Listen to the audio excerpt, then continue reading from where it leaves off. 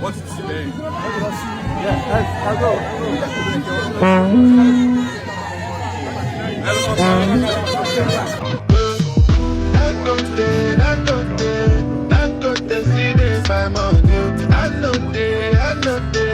I know they sleep on the mountain. Who I be, when make I go by mountain. I never say that you have no mind, you know I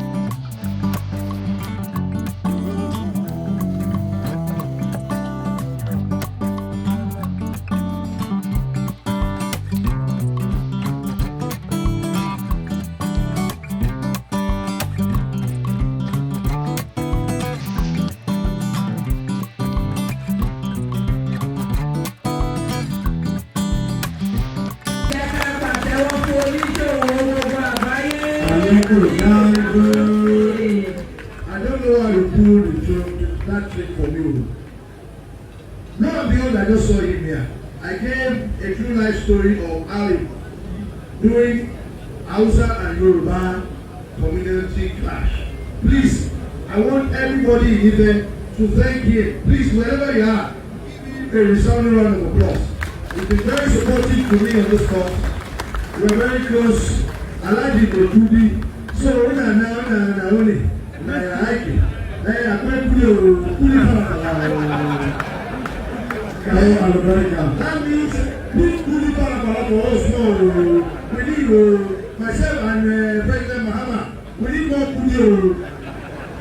President, he has actually said more investment in Ghana. Please give him a resounding round of applause. We have this celebration of Aare Atayeto. He has rearranged Ghana and the entire black race he will rearrange it. He is a reformer. Please join me and give a resounding round of applause.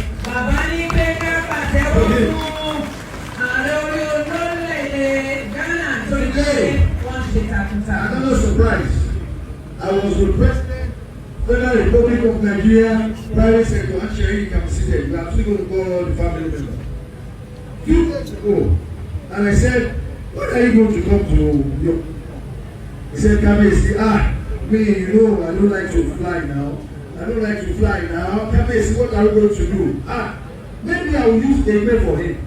Do you know Egbe and Kano? President, Egbe means I will just carry you from Lagos and you will land in the palace in 5 minutes.